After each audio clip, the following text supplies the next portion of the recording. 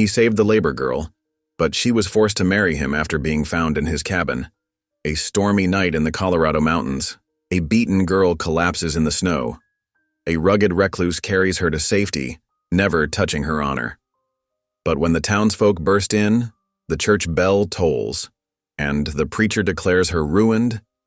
There is only one verdict: marriage. Now a girl who wanted freedom is chained to the very man who saved her life, and a man who longed for solitude is bound to a wife he never sought. But whispers spread in the saloon. Papers hidden in the cabin reveal the mill owner's darkest secret. Thundering hooves, jailhouse keys, and a community ready to tear them apart. What happens when a forced vow becomes a true bond of the heart? And will the truth they uncover set them free or destroy them both? Drop a comment below and share which part of the world you're tuning in from today. If you enjoy stories like this, don't forget to subscribe for more. Through swirling snow and biting wind, LeBron Morgan guided his horse down the steep mountain trail toward Willow Creek. Fresh pelts were tied securely behind his saddle, their winter-thick fur still holding traces of powder from the day's snowfall. The late December storm was getting worse by the minute, thick flakes nearly obscuring the path ahead. His weathered face creased with satisfaction beneath his frost-dusted beard. The pelts had fetched a fair price at Simmons's trading post, enough to keep him supplied through the harshest weeks of winter. Now, all he wanted was to get back to his cabin before the storm turned truly dangerous. The horse's hooves crunched steadily through deepening drifts as they passed the turnoff to the mill road. Something caught LeBron's eye. Faint tracks veering off into the pristine white. Tracks that shouldn't be there in this weather. He pulled his mount to a halt, squinting through the curtain of snow. "Whoa there, girl," he murmured, patting the horse's neck. The tracks were fresh, meandering and uneven, as if whoever made them had been stumbling. His instincts, honed by years in the wilderness, told him something wasn't right. With a quiet sigh, he turned his horse toward the tracks. The smart thing would be to ride on home, but he couldn't shake the feeling that someone was in trouble. The trail led him through a stand of snow-laden pines toward the mill, and that's when he saw her, a dark shape crumpled in a drift. "Lord above," he breathed, dismounting quickly. His boots sank deep as he rushed forward, kneeling beside what he now saw was a young woman. She lay face down in the snow, her thin dress sodden and frozen. Dark hair spilled from beneath a ragged shawl, and when he gently turned her over, he saw her face was badly bruised. She stirred slightly at his touch, letting out a weak moan. Her skin was dangerously cold, but she was alive. LeBron recognized her vaguely. One of the mill girls, Irish or part Irish by her features. He'd seen her carrying water and doing washing when he'd passed the mill on trading days. "Miss, can you hear me?" He spoke softly, not wanting to frighten her. Her eyelids fluttered, revealing pain-glazed green eyes that struggled to focus on his face. Fresh anger surged through him as he noted the marks of violence. A split lip, bruising along her jaw, defensive wounds on her hands. He knew the mill overseer's reputation for cruelty, especially toward the women workers. There was no time to waste. Night was falling fast and the temperature with it. His cabin was closer than town, and he wouldn't trust this girl's care to the local doctor anyway, not with the mill owner's influence over everyone in Willow Creek. "I'm going to help you," he said, though he wasn't sure she could understand him in her semi-conscious state. "You're safe now." With careful movements, he gathered her slight form in his arms. She was so light. Too light, speaking of too many missed meals. Her head lolled against his shoulder as he lifted her, and a soft whimper escaped her lips. Getting her onto the horse was a challenge, but LeBron had years of experience loading awkward burdens. He settled her as gently as possible across the saddle, then mounted behind her, keeping one arm securely around her waist as he took up the reins with his other hand. "Easy now, girl," he murmured to his horse as they started the slow climb back up the mountain. The snow was falling harder, and darkness was creeping in. Under better conditions, it was an hour's ride to his cabin. Tonight, it would take longer.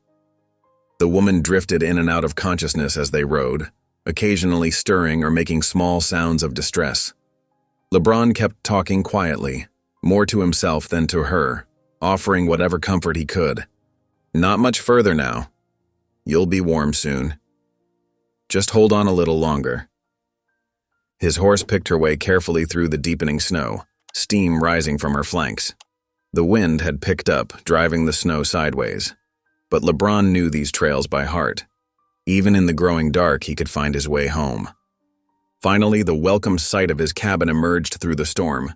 A solid structure of squared logs with a stone chimney, built with his own hands 5 years ago after his brother's death in the mine. A thin trail of smoke still rose from the chimney, the banked fire within not quite dead. LeBron's muscles ached as he dismounted, his movements stiff from cold and the strain of supporting his unconscious passenger for so long. He lifted the woman down carefully, cradling her against his chest as he carried her to the cabin door. It took some awkward maneuvering to work the latch, but he managed to shoulder his way inside without dropping her.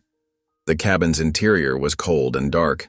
He laid her gently on his bed, really just a sturdy wooden frame with a straw-filled mattress and several warm blankets, before hurrying to stoke the fire back to life. His hands shook slightly as he added kindling and small logs, but soon flames began to chase back the darkness and chill. By lantern light, he could better see the extent of her injuries. The bruising was even worse than he'd first thought, spreading across one cheek and down her neck. Her lips were blue with cold, and her dress was soaked through. She needed to get warm and dry, but the thought of undressing her made him uncomfortable. He settled for removing her wet shoes and stockings, then covering her with every blanket he owned. As he worked, she began to stir more frequently. When he turned back from hanging her wet things by the fire, he found her eyes open and watching him with obvious fear. "Don't be afraid," he said quietly, keeping his distance. "You're safe here. I found you in the snow near the mill road." She tried to speak but could only manage a weak cough. LeBron filled a tin cup with water from his barrel and approached slowly, holding it out. "Small sips," he instructed, "that's it." Her hands trembled too much to hold the cup steady, so he helped her, supporting her head gently. After she'd drunk a little, she sank back against the pillow, exhaustion evident in every line of her face. "Rest now," he said, drawing the blankets up around her shoulders. "Nobody's going to hurt you here." She seemed to want to say something, but her eyes were already closing. Within moments, her breathing had evened out into the rhythm of deep sleep. LeBron stood watching her for a long moment, troubled by the situation he found himself in. He knew there would be consequences for helping her. The mill owner and his overseer wouldn't take kindly to anyone interfering with their discipline of workers. But looking at her battered face, he couldn't bring himself to regret his decision. With a weary sigh, he pulled his old army blanket from the chest in the corner and made himself a spot near the fire. The floor would be hard, but he'd slept on worse. As he settled down for the night, he muttered a quiet prayer, something he hadn't done in years. "Lord, help me know what's right to do come morning." The storm raged on outside, but inside the cabin was quiet except for the crackling of the fire and the soft sound of two people breathing, one in exhausted sleep, the other keeping watch through the long night ahead. The lantern burned low, casting dancing shadows on the log walls. LeBron lay awake for a long time, listening to the wind and wondering what chain of events he'd set in motion by bringing this wounded stranger into his sanctuary. But every time he looked at her sleeping form, saw the marks of cruelty on her face. He knew he couldn't have done anything else. "You're safe now," he whispered again, though she couldn't hear him. "I promise you that much." As the night deepened, the snow continued to fall outside, covering their tracks and wrapping the cabin in a blanket of silence. Two souls, brought together by circumstance and compassion, waited for whatever morning would bring. Morning crept into the cabin through thin gaps between the logs, painting stripes of pale light across the rough-hewn floor. Chloe's eyes fluttered open, confusion clouding her mind as she took in unfamiliar surroundings. The bed beneath her was firm but comfortable, piled with warm blankets that smelled of wood smoke and pine. For a moment, she lay perfectly still, trying to piece together how she'd gotten here. Her body ached, each breath bringing sharp reminders of yesterday's violence. The mill overseer's face flashed in her memory. His rage when she'd spoken up for little Mary, only 12 and working dangerous machinery. The brutal aftermath, her desperate flight into the snow. A rhythmic thudding sound from outside drew her attention.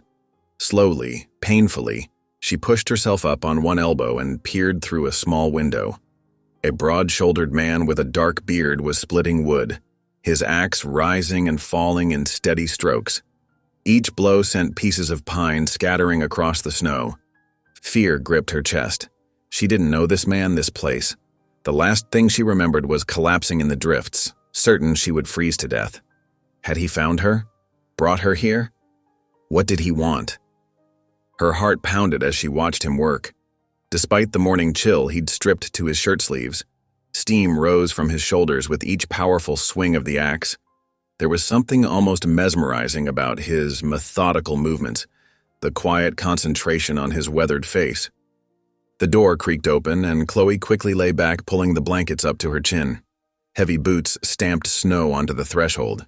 She kept her eyes nearly closed, watching through her lashes as the stranger carried an armload of split wood to the fireplace.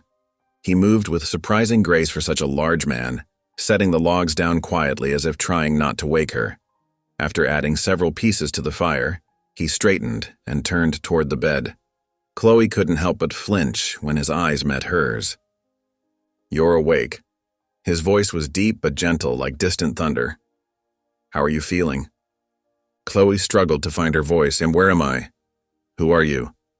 "Name's LeBron Morgan. This is my cabin." He kept his distance, speaking in that same careful tone. "Found you half frozen by the mill road yesterday evening. Couldn't leave you there in the storm." Memories started filtering back, the sensation of being lifted carried through the swirling snow, the warmth of a body behind her on horseback. She remembered fragments of his voice, murmuring reassurances as they rode. "I've got some broth warming," he said, moving to tend a pot hanging near the fire. "You should try to eat something." Chloe pushed herself into a sitting position, wincing at the pain in her ribs. "Why did you help me?" LeBron paused in his task, considering her question. "Couldn't do otherwise. Not, and call myself a Christian man." He poured steaming broth into a tin cup. "Can you hold this yourself, or do you need help?" "I can manage." Her hands shook slightly as she accepted the cup, but she was determined to show some independence. The broth was simple, but flavorful, warming her from the inside out. While she sipped, LeBron busied himself around the cabin, giving her space. She noticed how he kept his movements slow and predictable, like someone approaching a spooked horse. The consideration in this small gesture touched her unexpectedly. Her gaze fell on the blanket and pillow near the hearth, so that's where he'd slept, choosing discomfort rather than make her feel threatened. The realization eased some of the tension from her shoulders. After finishing the broth, Chloe felt stronger. "I should try standing," she announced, more to herself than to him. "Take it slow," LeBron warned, but he made no move to stop her. She swung her legs over the side of the bed, noticing her stockings and shoes had been removed, but she was otherwise fully clothed. Another small sign of respect that didn't go unappreciated. Taking a deep breath, she pushed herself to her feet. The room immediately tilted sideways. Her knees buckled and she would have fallen if not for LeBron's quick reaction. His large hands caught her elbows, steadying her without pulling her closer than necessary. "Easy now," he murmured. "You're still weak from the cold," and he didn't finish the sentence, but his jaw tightened as he glanced at the bruises marking her face. "Thank you," she whispered, easing back onto the bed. Through the window, she could see snow was falling heavily again, thick flakes obscuring the view of the surrounding forest. "I won't be able to return to town today, will I?" LeBron shook his head. "Storm's getting worse, our trails won't be safe." He hesitated, then added, "You're welcome to stay until it passes. No obligation beyond that." The afternoon passed quietly. LeBron gave her space while staying close enough if she needed anything. He brought her water, more broth, and even found a small jar of preserved peaches, a luxury he seemed almost shy about offering. As evening approached, he lit the lamp and reached for something on a crude shelf. A book, she realized. The only book visible in the cabin. Its leather cover was worn smooth with age and use. "Would you mind," he cleared his throat, looking uncomfortable, "if I read some? Helps pass the time on long nights." "Please do," she said softly, curious about this unexpectedly gentle side of her gruff protector. LeBron settled in his spot by the fire and opened the Bible carefully, as if handling something precious. His voice, when he began to read, was low and measured, flowing over the familiar words of the 23rd Psalm. "The Lord is my shepherd, I shall not want." Chloe closed her eyes, letting the words wash over her. How long had it been since she'd heard scripture read aloud? Not since her mother passed, surely. The memory brought tears to her eyes, but they weren't entirely sad ones. When LeBron finished reading, a comfortable silence filled the cabin, broken only by the crackling of the fire and the muffled sound of wind outside. He closed the Bible slowly, running one calloused hand over its cover before setting it aside. As night settled in fully, Chloe watched him prepare for sleep, spreading his blanket on the floor just as he had the night before. The fire cast dancing shadows on the walls as he added more wood to last through the night. "Mr. Morgan," she said softly. He turned, surprise flickering across his features at being addressed. "Thank you. For everything." The words seemed inadequate for what he'd done.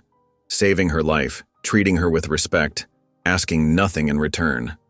LeBron stood motionless for a moment, as if unsure how to respond to such simple gratitude. Finally, he just nodded, turning back to stoke the fire higher.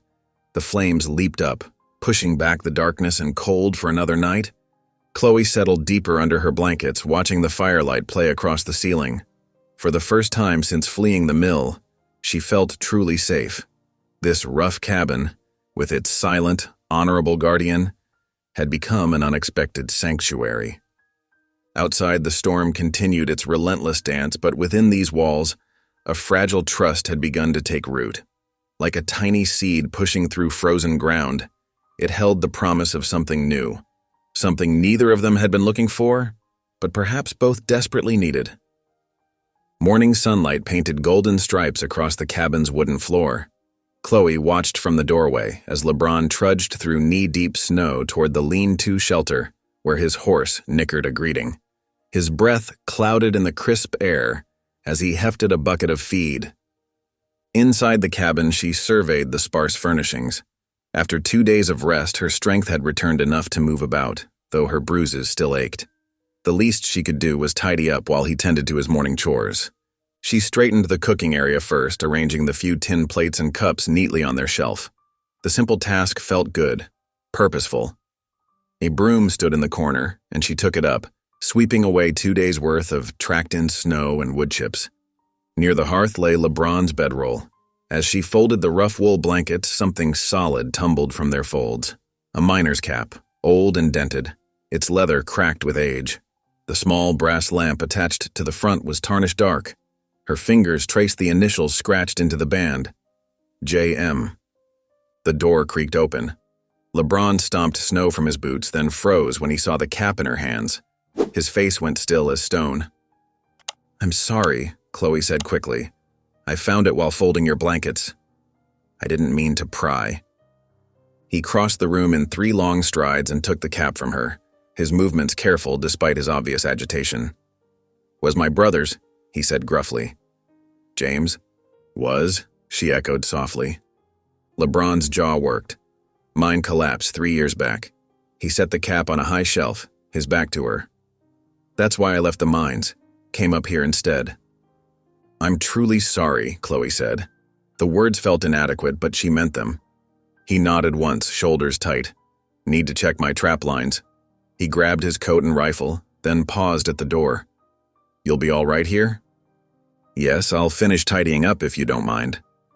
Another nod, and he was gone, leaving Chloe alone with the weight of his grief hanging in the air. The morning passed slowly. She kept her hands busy, finding small ways to bring order to the bachelor's cabin while respecting his privacy. The physical activity helped quiet her mind, pushing away thoughts of what awaited her back in town. Shortly after noon, hoofbeats crunched through the snow outside. Chloe's heart leaped to her throat. Too many horses for just LeBron returning. A sharp knock rattled the door. "Morgan, open up," a commanding voice called. Her hands trembled as she recognized Sheriff Harmon's voice. Before she could decide what to do, the door swung open. 3 men filled the doorway. Sheriff Harmon, Reverend Walsh, and Mr. Thornton, the mill owner.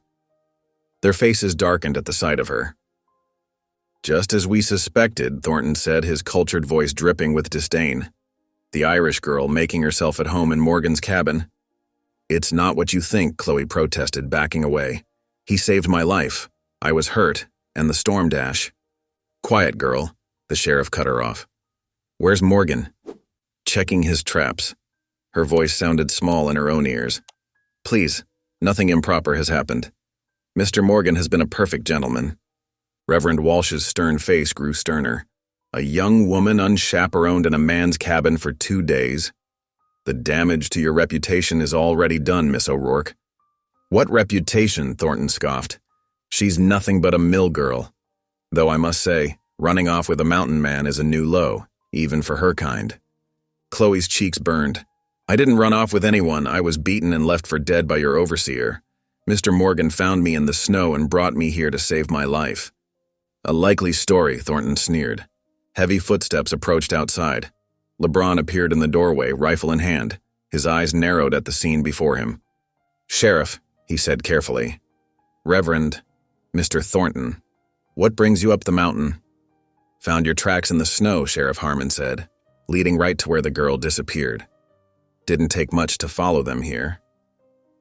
I found her half frozen by the mill road, LeBron explained, setting his rifle aside. Couldn't leave her to die in the storm. Noble intentions, Reverend Walsh said dryly. But surely you understand how this looks?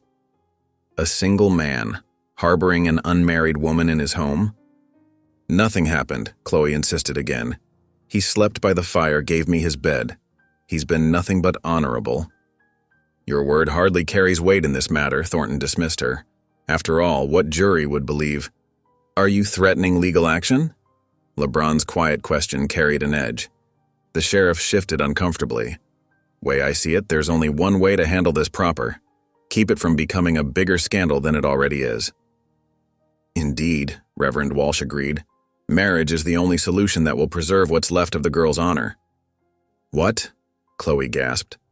No, you can't force us to. Actually, we can, Thornton smiled coldly. Unless you'd prefer charges of impropriety. I'm sure the judge would be very interested in hearing about your situation. LeBron's face had gone hard as granite. You're suggesting we marry? Right now? Tonight, the Reverend nodded. I brought my Bible and the sheriff can witness. It's the Christian thing to do, Morgan. The right thing. Chloe looked to LeBron desperately, but his eyes were fixed on Thornton's satisfied smirk. She could see the calculations running behind his stern expression. The threats left unspoken. The power these men held over both their lives. Very well, LeBron said finally, his voice hollow. If the lady agrees. Chloe started to protest, but the words died in her throat as she met Thornton's cold stare. What choice did she have? Return to town in disgrace?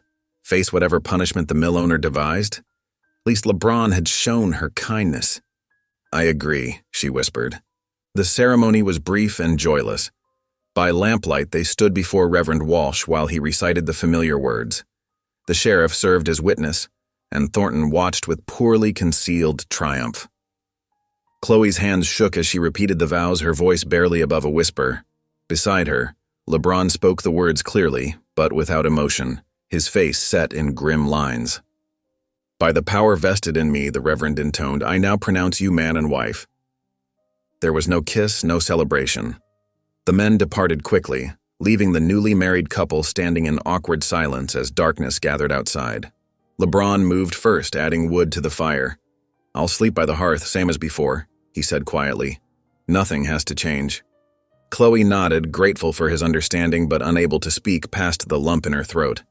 She retreated to the bed, her bed now, she supposed, and turned her face to the wall as tears slipped silently down her cheeks. Outside, an owl called mournfully into the night. Inside the cabin, 2 people who had been strangers 3 days ago lay awake, each grappling with the sudden, unwanted bonds that now tied them together. Dawn crept through the frost-edged windows, painting pale squares on the cabin's plank floor. Chloe lay still beneath the heavy quilt, watching dust motes dance in the early light. The events of last night felt like a strange dream, but the simple gold band on her finger proved otherwise. She was a married woman now, bound by law and church to a man she barely knew. LeBron had already risen, his blankets neatly folded by the hearth where he'd slept. The fire had burned low, leaving only glowing embers. Through the window, she could see him at the woodpile, his broad shoulders moving rhythmically as he swung the axe. Each strike sent a dull thud echoing across the snow-covered yard. Chloe sat up slowly, wincing at her still tender bruises. The cabin looked different in the morning light, no longer a refuge, but her home now. The thought carried both comfort and constraint. Better than returning to the mill's cruel overseer, she told herself. Better than facing whatever punishment Thornton would have devised. The door creaked open and LeBron entered, arms laden with split logs. He nodded stiffly in greeting but said nothing as he stacked the wood beside the fireplace. Chloe watched him work, noting how he moved with careful precision despite his size, each log placed just so. "I'll start breakfast," she offered, breaking the silence. Her voice sounded too loud in the quiet cabin. "Much obliged," he muttered, not meeting her eyes, and she busied herself at the crude hearth, grateful for something to do. There wasn't much, cornbread from yesterday and some dried venison, but she arranged it as neatly as she could on his tin plates. As she worked, she kept sneaking glances at the ring on her finger. It was a plain band, borrowed from the preacher's wife for the ceremony. Something about its simple presence made everything feel more real. They ate in awkward silence, the scrape of utensils against tin the only sound. LeBron sat perched on a wooden stool, while Chloe took the room's single chair. The distance between them seemed both too far and not far enough. "I reckon we should talk about arrangements," LeBron said finally, setting down his empty plate. Chloe nodded, relief flooding through her at having the tension broken. "Yes, I suppose we should." "This ain't what either of us chose," he continued, his words careful and measured. "But seems we're stuck with it now. I won't. I mean to say, you needn't worry about." He trailed off, cheeks reddening beneath his beard. "I understand," Chloe said quietly, sparing him from finishing the thought. "You've been nothing but honorable, Mr. Morgan. I trust that won't change." "LeBron," he corrected. "Reckon you should use my given name now, being married and all." "LeBron," she repeated, testing the name on her tongue. "And I'm Chloe." He nodded, some of the stiffness leaving his shoulders. "You're welcome to stay as long as you need to heal up proper. After that," he gestured vaguely, "well, we'll figure something out." Chloe started to rise, meaning to clear the dishes, but her injured ankle betrayed her. She stumbled, catching herself against the table's edge. Before she could fall, LeBron was there, his large hand steady under her elbow. "Easy now," he murmured, helping her back to the chair. His touch was surprisingly gentle for such rough hands. "Ankles still swollen bad?" "Thank you," she said softly, oddly affected by his nearness. He stepped back quickly, as if burned. "Should rest it more," he said gruffly, turning away to gather his gear. "I've got trap lines to check. Will you be all right here alone?" "Yes, of course." She managed a small smile. "I've imposed enough already. Don't let me keep you from your work." He paused at the door, adjusting his rifle strap. "You ain't imposing. It's your home now, too. Least till we sort things out." The words hung in the air between them as he left, leaving Chloe to ponder their weight. Her home. The concept felt foreign after years of crowded boarding houses and mill dormitories. She looked around the cabin with new eyes, rough-hewn but solid, like the man who'd built it. The day passed slowly. Chloe kept herself busy with small tasks, mindful of her ankle. She swept the floor, organized the meager pantry, and mended a torn shirt she found in LeBron's chest, taking care to respect his privacy as she worked. The familiar motions of needle and thread soothed her, though her thoughts remained troubled. By late afternoon, dark clouds had gathered over the mountains. Wind rattled the window panes, carrying the first flakes of new snow. Chloe built up the fire, grateful for the woodpile LeBron had stocked that morning. As she worked, she found herself wondering about him. What kind of man chose this solitary life? What ghosts haunted him, like his brother's memory? The early winter darkness brought LeBron home, stamping snow from his boots at the door. He carried 2 rabbits from his traps, already cleaned. Without discussion, they fell into an odd domestic dance, him preparing the meat while she made dumplings from the last of the flour. They worked in silence, but it felt less strained than before. Outside, wolves began their evening chorus, their haunting calls echoing off the mountainsides. Chloe shivered, suddenly very aware of how far they were from town, from other people.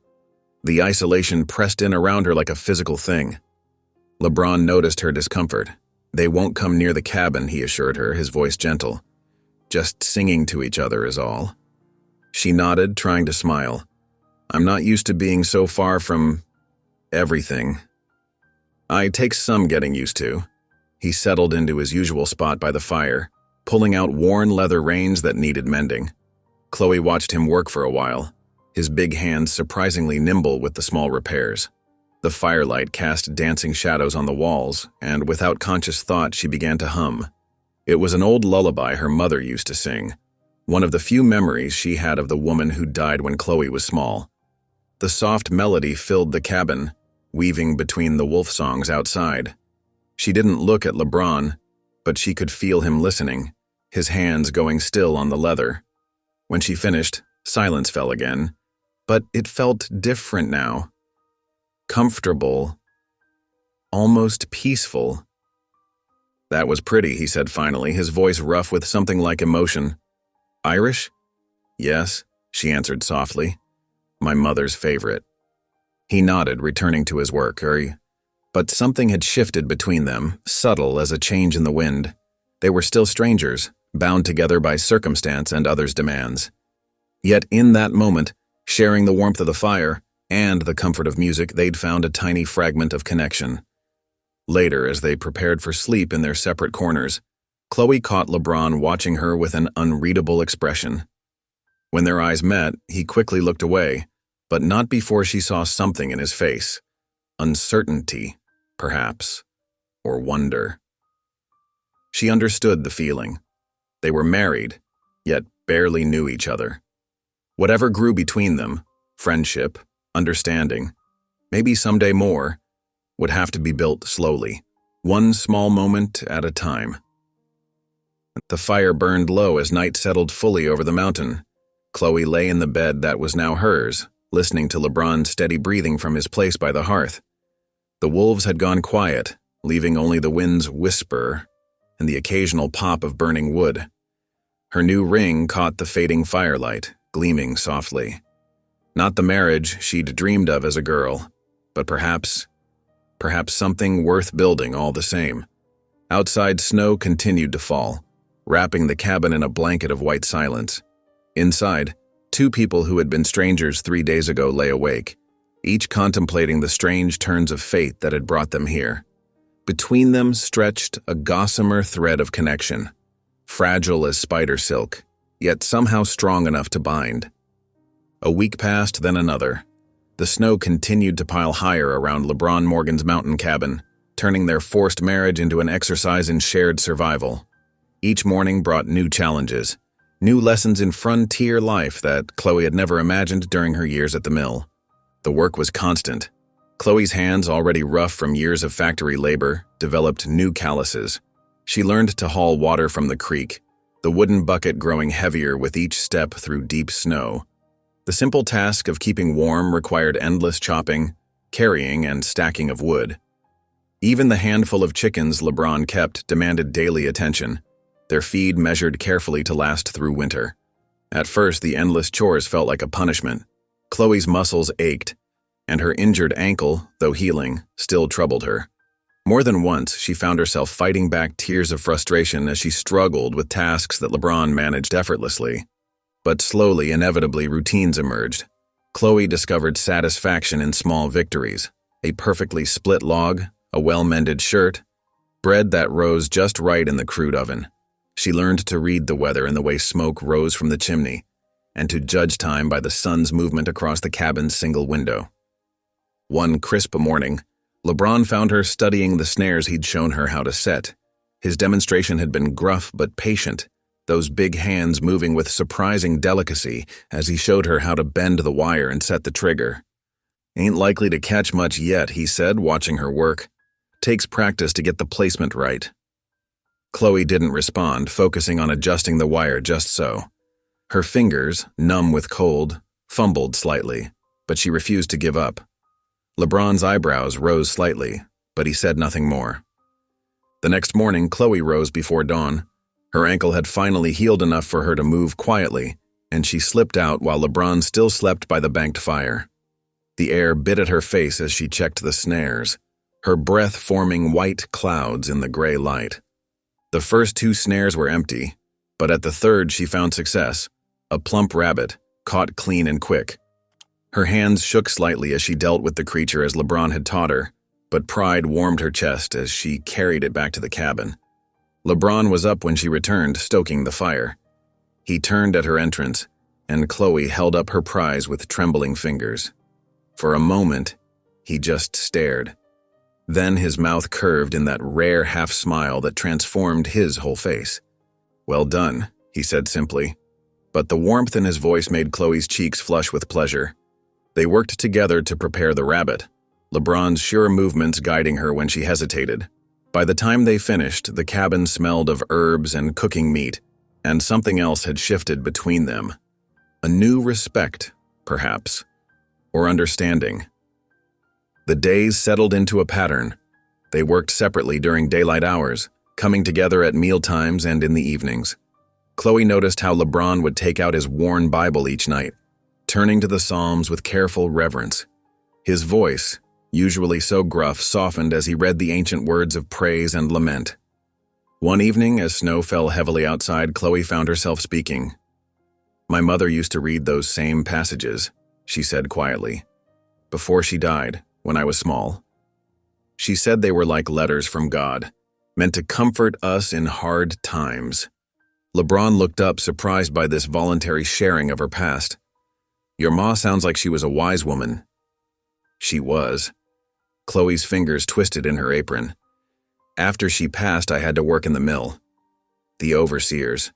She trailed off, the memories still raw. "Well, they weren't kind to a half-Irish girl with no family to protect her." LeBron's hands tightened on the Bible. "No," he said roughly. "I reckon they weren't." He stared into the fire for a long moment before speaking again. "My brother Daniel, he worked the mines. Always said the bosses cared more for profit than men's lives. He was right about that in the end." The pain in his voice was evident, and Chloe found herself asking gently, "What happened?" Support beam gave way, could have been prevented if they'd spent the money to timber proper. His words came slowly, weighted with old grief. "I was working a different level. Heard the crash, the screaming. By the time we dug through..." He shook his head. "Should have been me down there instead. I was the older one. Should have protected him better." "It wasn't your fault," Chloe said softly. "You couldn't have known." LeBron didn't respond, but something in his rigid posture eased slightly. They sat in silence for a while, the fire crackling between them, each lost in memories of those they'd lost. The next day brought the first true blizzard of winter. Wind howled around the cabin's corners, driving snow through every tiny crack. They worked together to stuff rags into the worst gaps, shoulders brushing occasionally in the confined space. By evening, the storm had sealed them in completely. The window was a solid wall of white, and even the chickens had been brought inside, huddled in a makeshift pen by the door. Chloe stirred a pot of rabbit stew, her own catch, seasoned with dried herbs she'd found in LeBron's stores. "Smells good," LeBron commented, stamping snow from his boots after checking the woodpile. "Better than my cooking, that's certain." "That wouldn't be difficult," Chloe retorted without thinking. Then she froze, worried she'd offended him. But LeBron chuckled, the sound rusty as if from disuse. "True enough. Never could get the hang of it. Daniel used to say I could burn water." The mention of his brother came easier this time, touched with fondness instead of just pain. Chloe smiled, ladling stew into their bowls. "Well, you have other skills. I'd never have survived up here alone." "You're stronger than you know," LeBron said quietly. Their eyes met across the table, and something warm flickered in the space between them. The blizzard raged on, but inside the cabin, the atmosphere had changed. They traded small stories over their meal. Chloe describing the antics of mill children who'd sneak her extra bread. LeBron sharing tales of his early days learning to trap. For the first time, genuine laughter echoed off the log walls. Later, as they prepared for sleep in their separate corners, Chloe looked around the cabin with new eyes. The space that had felt like a prison when she first arrived now seemed different. A sanctuary, perhaps, from the harsh world outside. The rough walls held warmth, The single window framed stunning mountain views, and even the perpetual scent of wood smoke had become comforting. Most surprisingly, the tall, quiet man who shared this space with her no longer seemed like a stranger forced upon her by circumstance. LeBron's gruff exterior hid depths of kindness and pain she was only beginning to understand. As she watched him bank the fire for the night, his movements sure and practiced, she realized something had fundamentally shifted in her heart. This wasn't the life she'd imagined for herself, but as the storm howled outside and warmth surrounded her, Chloe found herself grateful for this strange twist of fate that had brought her here. In this simple cabin with this complex man, she had found something she'd never expected, a place where she truly belonged. The blizzard continued through the night, but inside the cabin, peace settled like a blanket. Two people who had started as unwilling partners in marriage had begun to forge something new, a partnership built on shared work, shared stories, and the gradual discovery that sometimes the best shelters are built not of logs and mortar, but of trust and understanding.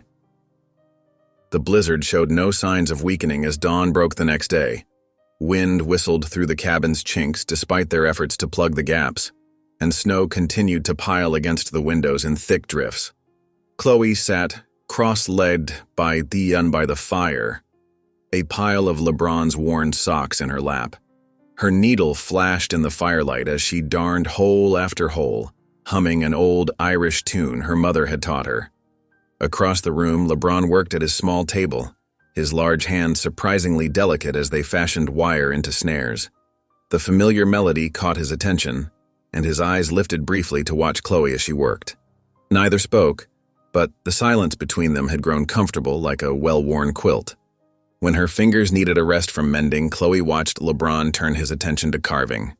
His knife moved with sure strokes across a small piece of pine, gradually revealing the shape of a tiny bear. Wooden shavings curled around his boots as he worked, and his face held an expression of peace she rarely saw. "That's beautiful," Chloe said softly, not wanting to break his concentration. LeBron's hands stilled for a moment. "Used to make these for Daniel," he said, his voice rough with memory. He'd collect them like treasures, line them up on the shelf by his bed. The storm raged through another night and day, keeping them confined to the cabin's warm interior. By the third morning, however, the howling wind finally died away. Chloe woke to an unusual stillness, broken only by the soft crackle of the freshly stoked fire. "Storm's past," LeBron announced, returning from checking outside. "But there's work to be done. Everything's buried deep." After a hasty breakfast of cornbread and coffee, they bundled up in their warmest clothes. Chloe wrapped an old scarf of LeBron's around her face, breathing in the familiar scent of wood smoke and pine that clung to the wool. Opening the cabin door revealed a transformed world. Snow had drifted higher than Chloe's waist in places, smooth white waves that sparkled blindingly in the morning sun. The shed was barely visible, its roof a white hump rising from the drifts. "We need to dig out the animals," LeBron said, handing Chloe a wooden shovel. "They'll be getting restless." Together, they began the arduous task of clearing a path to the shed. The snow was heavy and wet, and Chloe's arms soon ached from lifting and tossing it aside. But there was something satisfying about the work, about seeing the dark earth slowly emerge from beneath the white blanket. As they neared the shed, Chloe took a step forward and her foot slipped on ice hidden beneath the snow. She let out a startled laugh as she fell backward, only to find herself caught in LeBron's strong arms. For a moment they stayed frozen like that, her back pressed against his chest, his hands steady on her waist. Their breaths mingled in white clouds in the cold air. Then LeBron carefully set her upright, his touch lingering just a moment longer than necessary. Their eyes met, and something warm flickered in his usually guarded gaze. Chloe felt her cheeks flush, and not just from the cold. The spell broke when the sheep began bleating impatiently from inside the shed. They returned to their work, but something had shifted between them, like ice breaking up on a spring river. That evening, after the animals had been tended and fed, Chloe searched the cabin's shelves for more candles. Their supply was running low, and the winter nights were long. As she moved items aside, her hand brushed against LeBron's worn Bible. The book shifted, revealing a packet of folded papers tucked beneath it. Curiosity got the better of her. Glancing toward the door where LeBron was still outside checking the wood pile, Chloe carefully opened the packet. Her eyes widened as she took in the contents, a roughly drawn map of mine shafts covered in notations about measurements and figures. In the margins, someone had written detailed notes about falsified records and unpaid wages. "What are you doing?" LeBron's voice, sharp with anger, made her jump.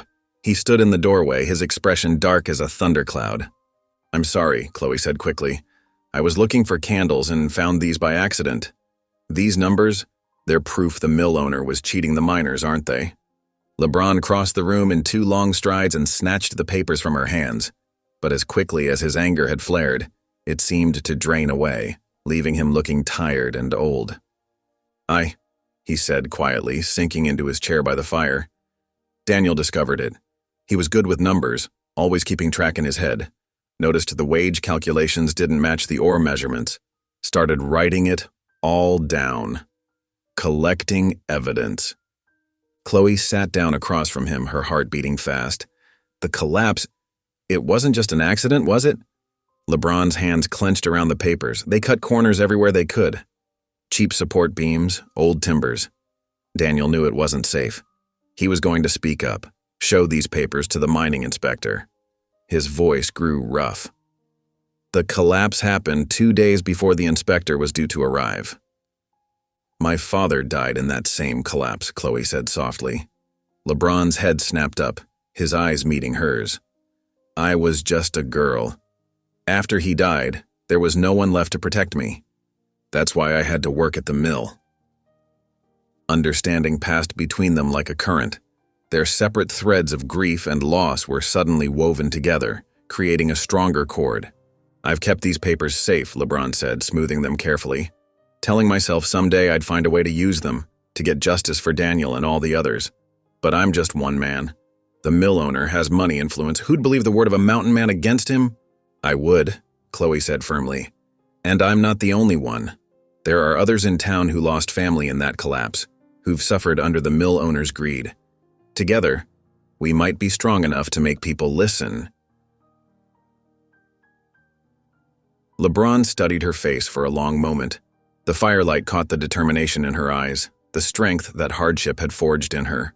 Looking at her now, he couldn't believe he'd ever thought her weak. "We'll need to be careful," he said finally. "The mill owner won't take kindly to these papers coming to light?" "Then we'll be careful," Chloe replied. "But we can't let fear of him keep us silent forever. Your brother and my father deserve justice." LeBron nodded slowly, tucking the papers back into their hiding place beneath the Bible. When he turned back to Chloe, something had changed in his expression. The walls he usually kept so carefully maintained had cracked, letting her see the pain and hope beneath. They sat together by the fire as evening deepened into night, planning and talking in low voices. Outside, the world lay buried in snow. But inside the cabin, seeds of change had been planted. Their forced marriage, begun in awkwardness and resentment, had transformed into something neither had expected, a partnership founded on shared purpose and growing trust. As Chloe finally rose to bank the fire for the night, she caught LeBron watching her with an expression that made her heart skip. Perhaps they had both been wrong about what fate had brought them that snowy night when he found her near death on the trail. Perhaps it hadn't been a punishment at all, but a gift, bringing together 2 wounded souls who could help each other heal and find justice. The revelation of the mine documents changed something between them. That evening, as shadows lengthened across the cabin walls, Chloe and LeBron sat close to the fire, the weight of shared memories hanging in the air between them. "Tell me about your father," LeBron said softly, adding another log to the flames. The wood popped and sparked, sending golden light dancing across their faces. Chloe wrapped her hands around a tin cup of tea, drawing comfort from its warmth. "He was a gentle man, despite the hard work that shaped his hands.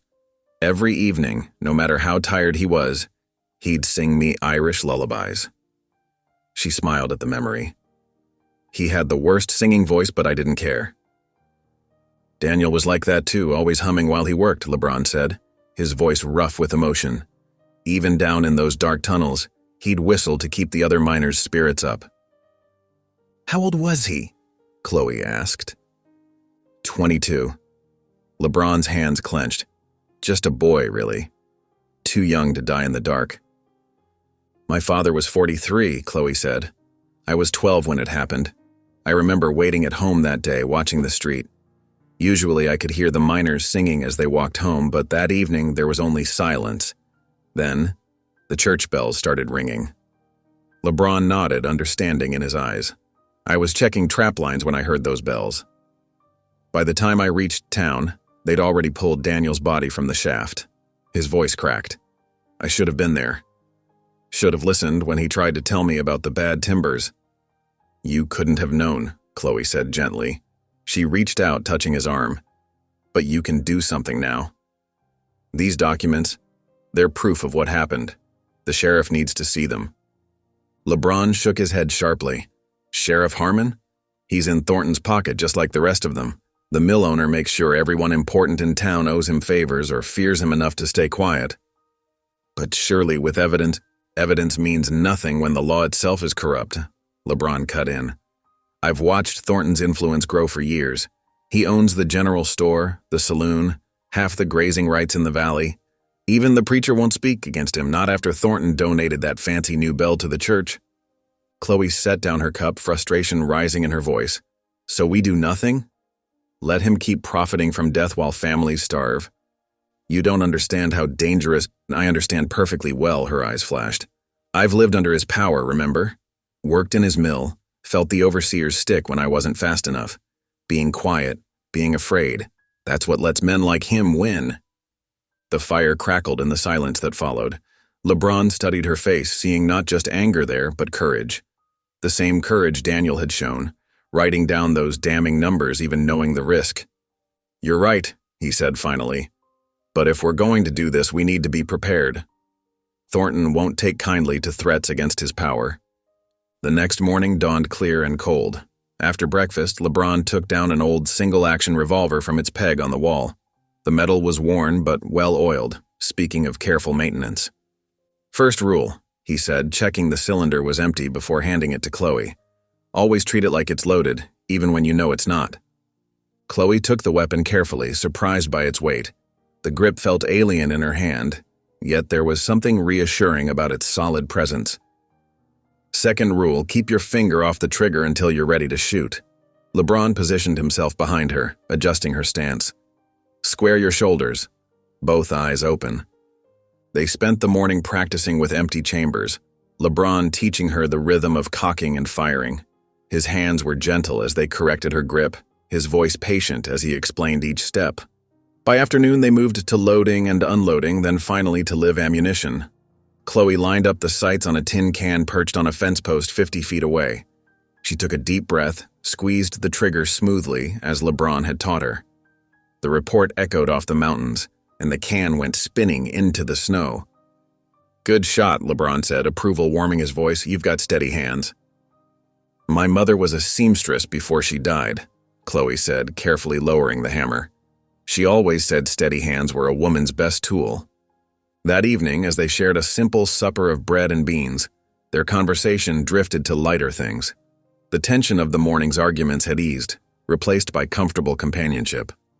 Come spring, this slope would be perfect for a garden, Chloe said, gesturing toward the south-facing hillside visible through the window. Good drainage, plenty of sun. We could grow potatoes, carrots, maybe even some herbs. Might need to fence it good, LeBron replied, warming to the idea. Keep the deer out. Could use those aspens down by the creek for posts. The roof needs work too, he added after a moment. Been meaning to replace some of the shingles before next winter. Make it strong enough to handle any storm. We could add a proper porch, Chloe suggested. Just wide enough for 2 chairs. Their eyes met across the table, and something unspoken passed between them. These weren't just idle dreams anymore. They were planning a shared future.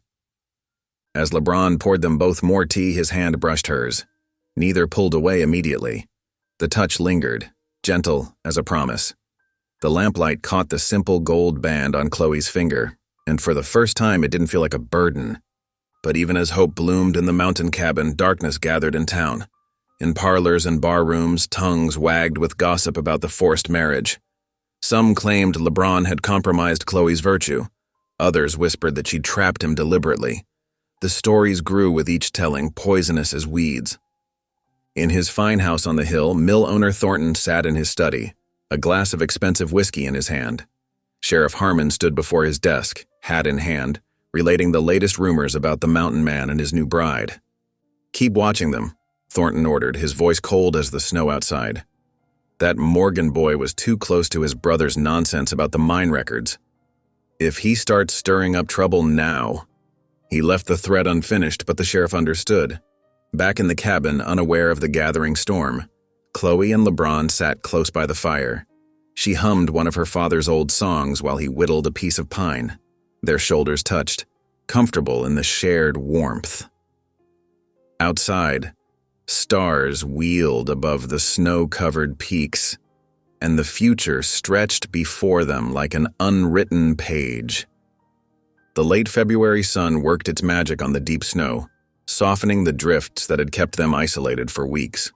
Water dripped steadily from the cabin's eaves, and patches of dark earth began showing through the white blanket covering the yard. LeBron stood in the doorway, studying the trail down to town. "Supplies are running low," he said, turning back to Chloe. "Trail looks passable enough now. Reckon I should make a run to the general store." Chloe looked up from mending one of his shirts. "I'm coming with you." "Might be better if you stayed here," LeBron said carefully. "Townfolk can be cruel." Chloe set down her needle. "I worked in that mill for 3 years, LeBron. I know exactly how cruel they can be." She stood, smoothing her skirts. "But I won't hide up here forever.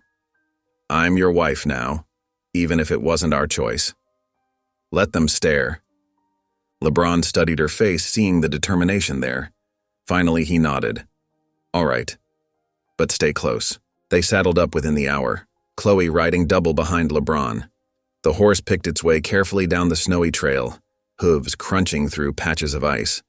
As they descended, Chloe's arms tightened around LeBron's waist. The town's church steeple came into view.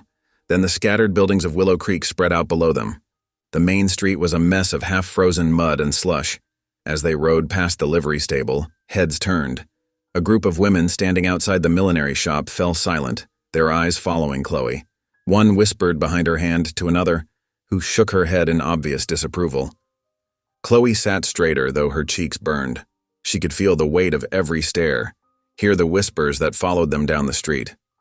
LeBron's back was rigid beneath her hands, his jaw set tight as they dismounted in front of Henderson's general store. Inside, the store felt quiet. Mrs. Henderson, arranging fabric bolts behind the counter, barely glanced their way. The two women examining tin coffee pots quickly moved to another aisle. Chloe focused on helping LeBron gather their supplies: flour, coffee, salt, ammunition for hunting. She tried to ignore how conversations stopped when she passed nearby, how other customers gave them a wide berth. Through the store's front window, she caught sight of Theodore Thornton, the mill owner, watching from across the street. His expensive coat and polished boots seemed to mock the mud-splattered townspeople around him. When his eyes met hers, his lips curled in a sneer that made her stomach clench. She quickly looked away, remembering the sting of his overseer's stick. As LeBron paid for their supplies, the store's bell chimed.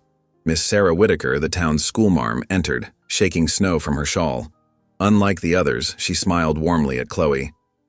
"Mrs. Morgan," she said, stepping closer, "how lovely to see you. I hope you're settling in well at the cabin." The simple kindness in her voice nearly brought tears to Chloe's eyes. "Yes, thank you, Miss Whitaker. It's different from town life, but I'm learning. I'm glad to hear it. Perhaps when spring comes you might help me with the school garden? The children would benefit from learning about mountain plants." "I'd like that," Chloe said softly, touched by the offer of friendship. They loaded their supplies onto the horse, working quickly to avoid the growing crowd of onlookers. But as they prepared to mount up, a slurred voice cut through the afternoon air. "Well, if it ain't Morgan's cabin wife."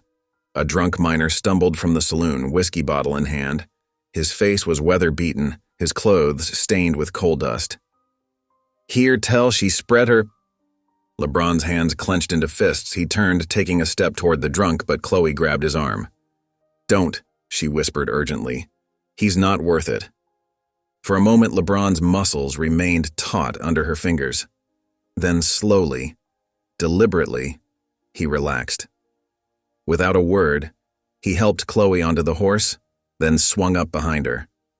The drunk jeered again, but they rode away, leaving his crude laughter behind. The ride home was silent, both lost in their thoughts as the horse climbed steadily upward. The afternoon sun cast long shadows across the snow, and their breath fogged in the cooling air. Only when the cabin came into sight did some of the tension leave LeBron's shoulders. Inside, they worked together to store the supplies, moving around each other with practiced ease. Chloe started supper, a thick bean soup with the last of their salted venison, while LeBron built up the fire. The familiar tasks helped settle her nerves, but the day's hurts lingered. As they sat down to eat, Chloe finally spoke. "Thank you," she said quietly, "for not fighting that drunk. I know you wanted to." LeBron looked up from his bowl. Wouldn't have helped anything, just given them more to gossip about. He paused. "I'm sorry you had to face that. Their spite ain't right." "No, it's not." Chloe stirred her soup thoughtfully. "But I expected it. Small towns feed on scandal, real or imagined. And a labor girl living alone with a mountain man?" She gave a sad smile.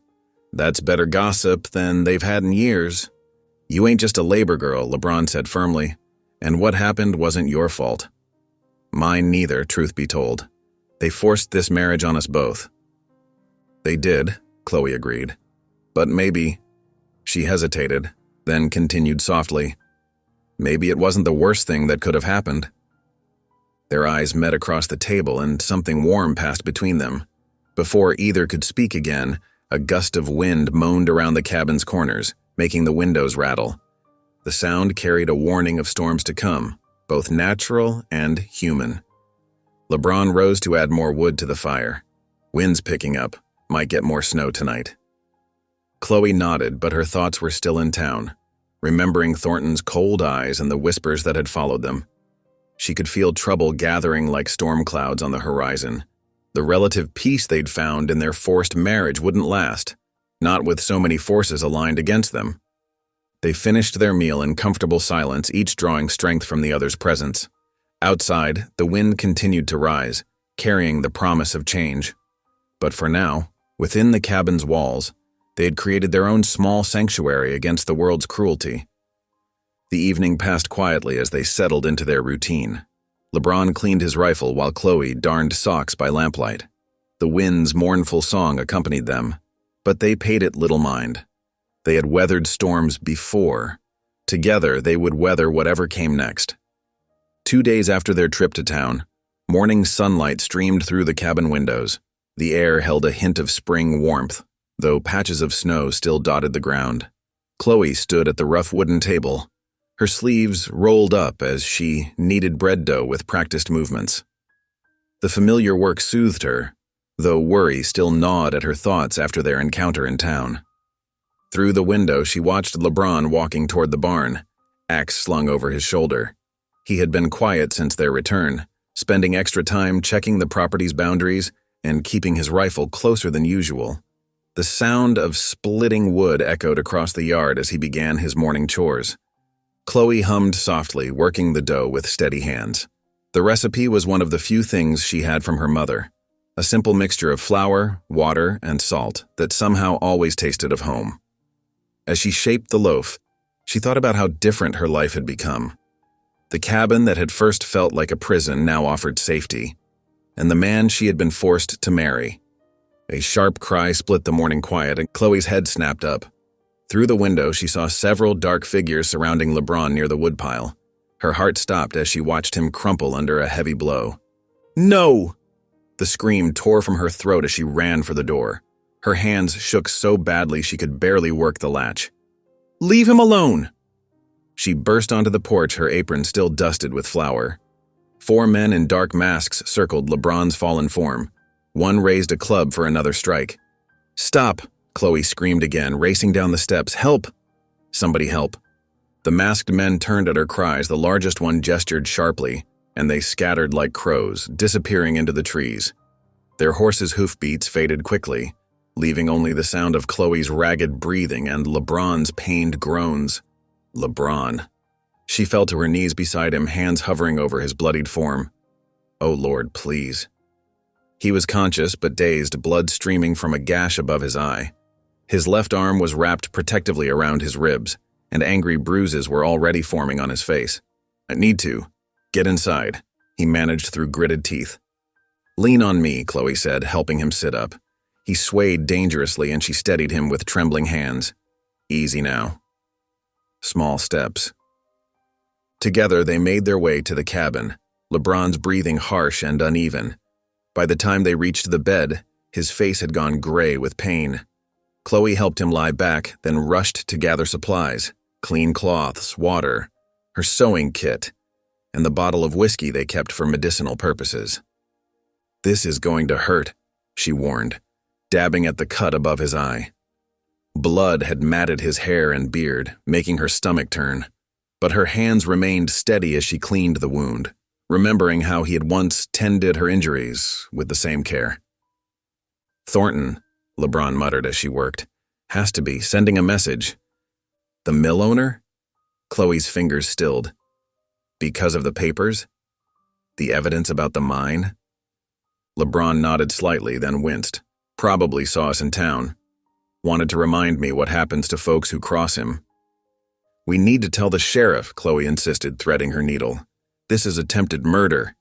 Sheriff's already in Thornton's pocket. LeBron's laugh was bitter and ended in a grimace. Hold still now. This needs stitching. Chloe took a deep breath, steadying herself. Drink first, she said, offering him the whiskey. He took a long swallow, then nodded. Her hands shook only slightly as she began to sew the gash closed. LeBron remained stone still, though she knew every stitch must have been agony. The cabin was quiet, except for their breathing, and the soft sound of the thread pulling through skin. There, she said finally, tying off the last stitch, let me check your ribs now. Carefully, she helped him remove his shirt. Dark bruises painted his torso, and he flinched when she probed gently with her fingers. I don't think they're broken, she said, but they'll pain you for weeks. Been through worse, he grunted, but his face was still pale. That's not comforting. Chloe began binding his ribs with long strips torn from an old sheet. Where are the papers now?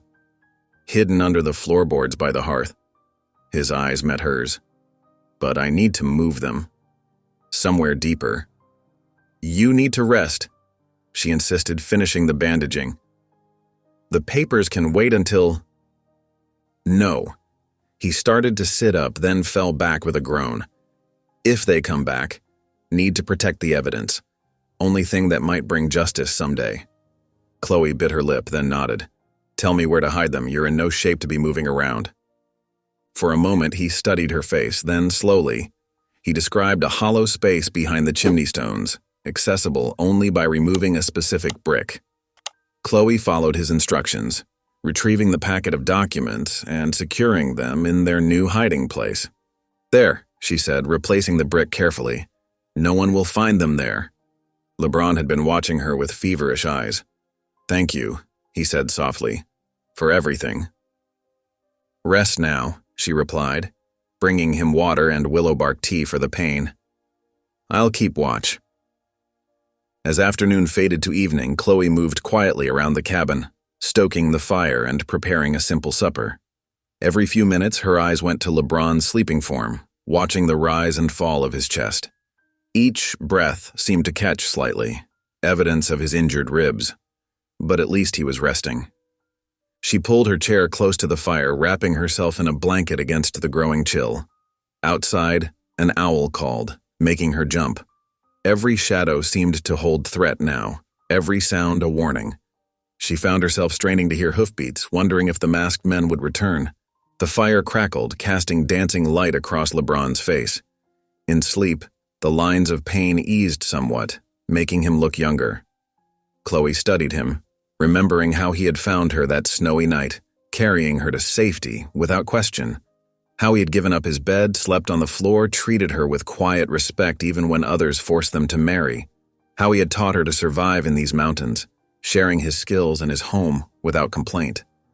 LeBron stirred, grimacing as pain found him even in sleep. Without thinking, Chloe reached out to smooth the hair back from his forehead. Her hand lingered there, feeling the warmth of fever beginning to build. In that moment, watching him fight for each breath, something shifted in her heart.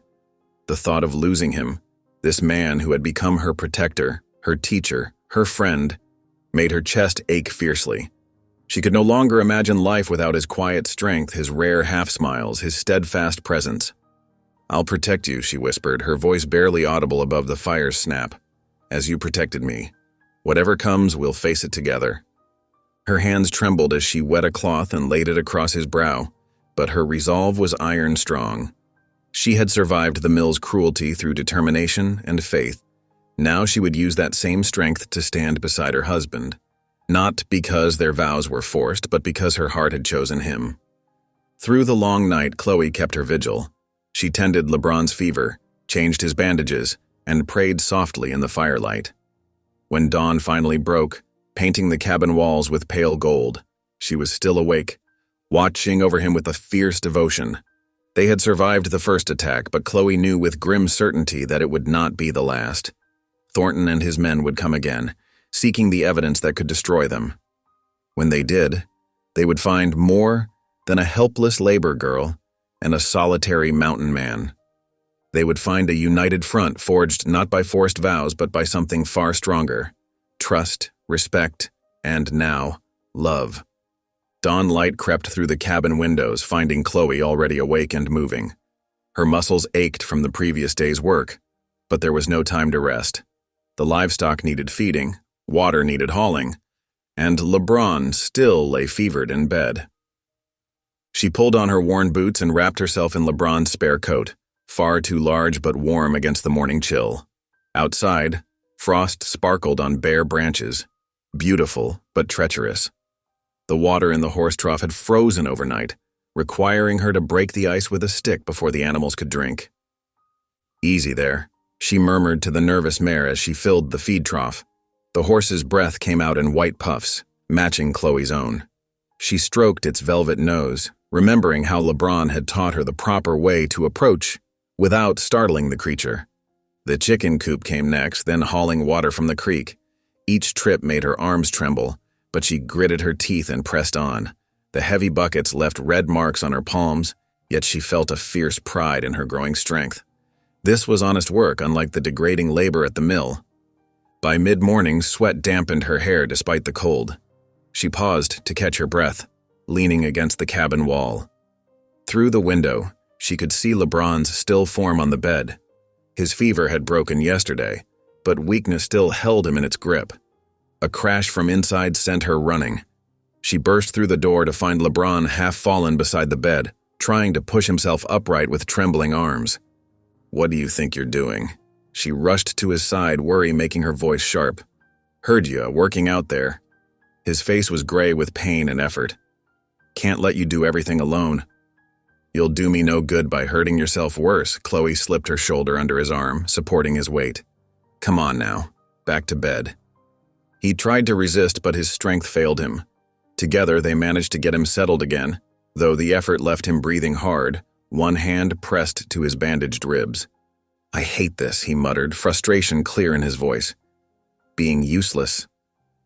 "You're not useless." Chloe adjusted the blankets around him. "You're healing. That's your job right now." His eyes followed her as she moved around the cabin, stoking the fire and putting water on to heat. "You shouldn't have to do all this alone." "Why not?" She gave him a determined look. "You did it alone before me." That silenced him, though she could see him struggling with the role reversal. It wasn't easy for a man like LeBron to accept help, especially from someone he'd initially seen as needing protection. As evening approached, Chloe prepared a hearty stew from preserved vegetables and the last of their salted venison. The familiar tasks of cooking soothed her tired muscles. She hummed softly as she worked, an old Irish tune her mother used to sing. "Here now," she said, bringing a bowl to LeBron's bedside. "You need to keep up your strength."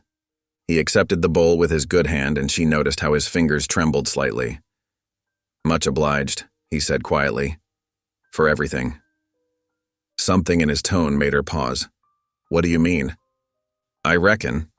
He stirred the stew slowly, choosing his words. "I reckon I didn't expect such strength in you. Should have known better. After all, you survived at the mill. Warmth bloomed in Chloe's chest at this admission. We all have hidden strength, she said softly. Sometimes it just takes the right circumstances to find it. Over the next few days, LeBron's strength gradually returned. Chloe caught him watching her as she went about the daily chores, his expression thoughtful. The bruises on his face faded from angry purple to yellowing green, and he began taking short walks around the cabin, though she insisted on staying close in case his legs gave out. One evening, about a week after the attack, Chloe sat in her usual spot by the fire, mending one of LeBron's shirts. The lamplight cast a warm glow over her work, and she was so focused on her stitches that she didn't immediately notice LeBron's gaze. When she finally looked up, the intensity in his eyes made her breath catch. There was something there she'd never seen before, a softness, a warmth that had nothing to do with fever. "Chloe," he said, his voice rough with emotion, "I need to tell you." The sudden thunder of hoofbeats cut him off. They both froze, remembering the last time unexpected visitors had arrived.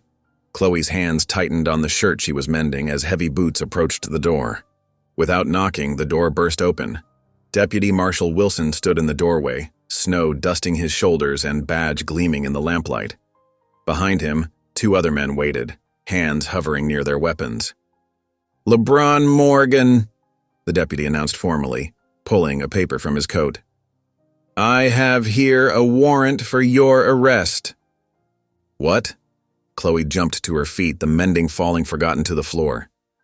"On what charges?" The deputy barely glanced at her.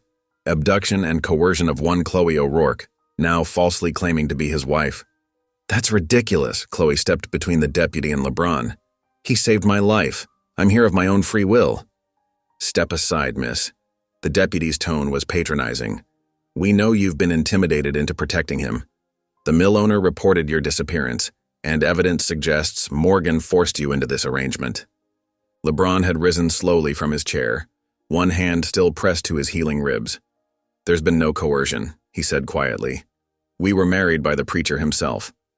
"Under suspicious circumstances," the deputy countered, "after you were found harboring her here.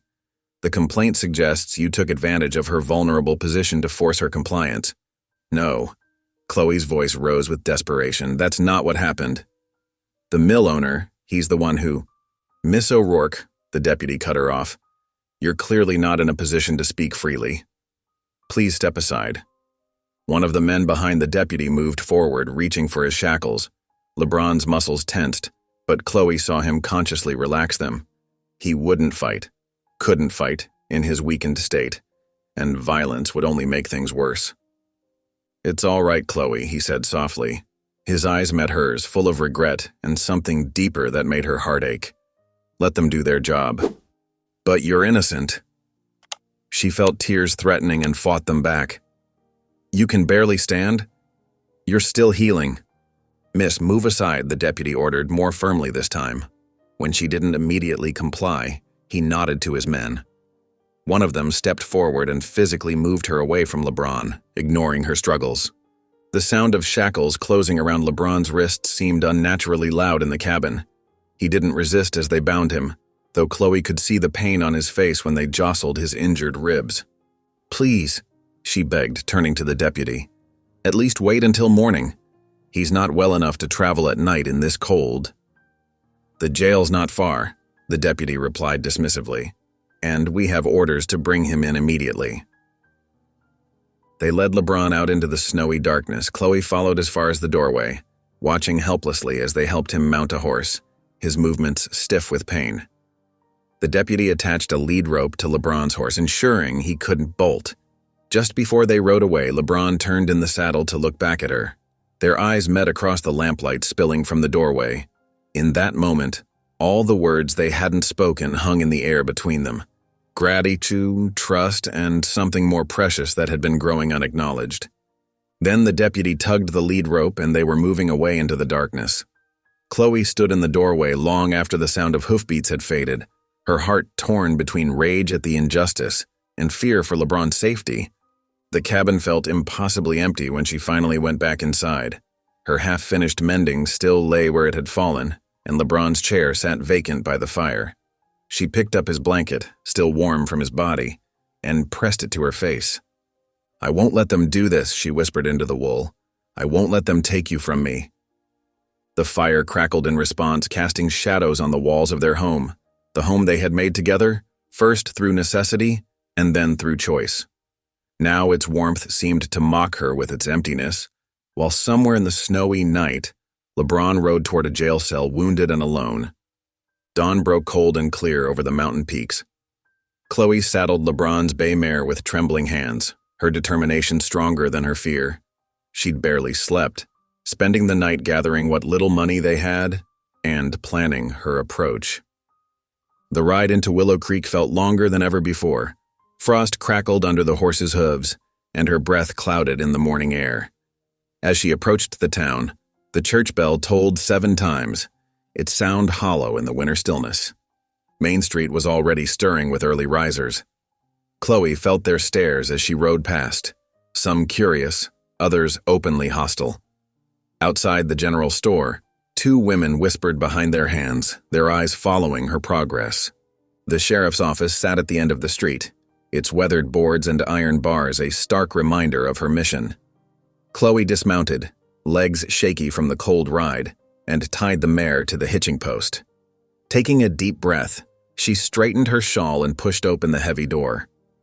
Sheriff Harmon looked up from his desk, his expression hardening when he recognized her. "Miss O'Rourke," he said, deliberately avoiding her married name. "What brings you here?" "I've come to see my husband," Chloe said firmly, refusing to let his tone intimidate her, "and to speak on his behalf." The sheriff sighed, setting down his coffee cup. "The prisoner is not allowed visitors without my express permission." "He's not just a prisoner, he's an innocent man." Chloe stepped closer to the desk. "Sheriff, you know this charge is false. The preacher himself married us." "Under questionable circumstances," Harmon countered. "Mr. Thornton has provided sworn testimony about your situation, how Morgan took advantage of your vulnerable position." "Thornton?" Chloe's voice rose. "The mill owner? The same man whose overseer beat me nearly to death? The man LeBron saved me from?" A sound from the cells drew her attention. Through the doorway to the jail area, she caught a glimpse of LeBron. He stood at the bars, watching her with concern in his eyes. The sight of him, still bruised from his recent beating, now trapped behind iron, made her heart clench. "Please," she said, turning back to the sheriff, "let me speak with him at least." Harmon studied her for a long moment, then nodded reluctantly. 5 minutes. No more." Chloe hurried through the door to the cells. LeBron reached through the bars as she approached, and she clasped his hands tightly. His skin felt cold, and she noticed he still favored his injured side. "You shouldn't have come," he said softly, though his eyes showed relief at seeing her. "Of course I came." She squeezed his fingers. "How are you? Are they treating you well?" "Well enough." He glanced at his sparse cell. "Don't worry about me. You need to be careful." Thornton dash quote. "I know." She lowered her voice, "But I won't let them do this here. I'll find a way to prove your innocence." "Chloe." His voice held a warning. "These men are dangerous. They have already shown what they're willing to do. And they've shown what I'm willing to fight for." She met his gaze steadily. "You saved my life, LeBron. Now let me save yours." Something flickered in his eyes, pride perhaps, or wonder. Before he could respond, Sheriff Harmon called out, "Time's up, Miss O'Rourke." Reluctantly, Chloe released LeBron's hands. "I'll bring you food this evening," she whispered. "Stay strong." Outside the jail, the morning had grown brighter, but the townspeople's whispers seemed darker. As Chloe walked to her horse, she overheard fragments that made her cheeks burn. Poor thing, taken in by that mountain savage. They always knew Morgan was trouble. What else could you expect from a mill girl? Fighting tears, Chloe mounted the bay mare. She needed allies, people who knew the truth about LeBron, about the mill owner's corruption. As if in answer to her prayers, she spotted Miss Sarah Anderson, the schoolmarm, emerging from the schoolhouse. Miss Anderson had been the only one to show kindness during their last trip to town. Now she met Chloe's eyes with sympathy, nodding slightly in greeting. Chloe guided her horse over to the schoolhouse steps. "Miss Anderson, might I have a word?" The schoolmarm glanced around, then gestured toward the building's side door. "Come inside, Mrs." Morgan, it's warmer, and we'll have privacy. The schoolroom smelled of chalk dust and wood smoke. Miss Anderson closed the door and turned to Chloe with concern. I heard about the arrest. Is there anything I can do? You believe me? Chloe asked, hope rising in her chest. That LeBron is innocent? I've known LeBron Morgan for years, Miss Anderson said quietly. He's brought firewood to the school every winter, never asking payment. He's rough-mannered, perhaps, but no brute, and certainly no abductor. Tears of relief sprang to Chloe's eyes. Thank you. I need help finding proof of Thornton's corruption. There are documents. A knock at the side door interrupted them. Miss Anderson opened it to reveal a tall Native American man, dressed in a mixture of traditional and settler clothing. Henry, Miss Anderson greeted him, thank you for coming. The man nodded, his dark eyes studying Chloe thoughtfully. This is Morgan's wife? Yes, Miss Anderson made introductions. Chloe, this is Henry. He's a Ute scout who often traded with LeBron. I sent word to him this morning, hoping he might help. Henry stepped inside, closing the door. Morgan is a fair man, he said simply. He trades honest, respects our boundaries, not like others. His expression darkened. Not like Thornton, who breaks treaties, poisons streams, with his mine waste. Chloe leaned forward eagerly. Then you'll help us? There are papers in our cabin, evidence of Thornton's schemes, but I'm afraid to retrieve them alone. Henry considered this. The mill owner has men watching the trails, but I know ways they don't. He exchanged glances with Miss Anderson. We can go at dusk, when shadows are long. Miss Anderson touched Chloe's arm. I'll help too. I can create a distraction in town if needed, and my word still carries some weight with the sheriff's wife. For the first time since LeBron's arrest, Chloe felt real hope. These unlikely allies, a school marm and a Ute scout, might help her achieve what seemed impossible alone. They spent the next hour planning their approach. Henry would meet Chloe outside town at sunset, while Miss Anderson gathered information about the jail's routine. As they finished, Henry touched the medicine pouch at his neck. Morgan once saved my sister's child, he said quietly, when others in town refused help. We do not forget such debts. The sun was high when Chloe finally rode back toward the cabin. She had one more task before sunset, preparing food for LeBron. In their kitchen, she baked cornbread and wrapped dried meat, adding the last of their preserved apples. She worked quickly, knowing she'd need to return to town before dark. The evening air was sharp with coming frost when Chloe approached the jail again. This time, Sheriff Harmon was absent, replaced by his deputy. The young man proved easier to persuade, accepting Chloe's plea to deliver food to her husband. LeBron stood as she approached his cell. In the fading light, his bruises seemed darker, his face more drawn, but his eyes brightened at her appearance. You're still here, he said softly, reaching through the bars again. Chloe clasped his hands, passing him the wrapped food bundle with her other hand. Of course I am. And I'm not giving up. Chloe. His voice roughened. You're stronger than you know, but please, be careful. She squeezed his fingers, memorizing the feel of his calloused palm against hers. I will. Trust me. The deputy cleared his throat, signaling the end of her visit. Chloe reluctantly released LeBron's hands, but held his gaze. Keep faith, she whispered. Help is coming. Outside, stars were beginning to appear in the darkening sky. Chloe mounted her horse, aware of townspeople still watching from shadowed doorways. Let them stare, she thought. Let them whisper. She knew the truth of her heart now, and she would fight for it. The bay mare's hooves rang against the frozen ground as they rode out of town. Ahead lay the meeting with Henry, the search for evidence, and the chance to save the man who had saved her. Chloe's hands tightened on the reins as she urged her horse toward the gathering dusk. Behind her, a coyote called from the ridgeline, a lonely sound that seemed to echo her determination. She was no longer the frightened mill girl who had collapsed in the snow. She was LeBron Morgan's wife, and she would prove worthy of the name. The stars brightened overhead as she rode on, each step taking her closer to the destiny she had chosen. Not the forced marriage of that first night, but the willing bond that had grown between them, strong as the mountain pines and deep as winter snow. The moon hung like a silver coin in the night sky as Chloe met Henry at the crossroads beyond town. Her breath frosted in the cold air while they waited for the last patrol to pass. Henry sat his painted pony with practiced stillness, dark eyes scanning the shadows. "The old mine lies 2 miles east," he whispered once the way was clear. "But we must be careful.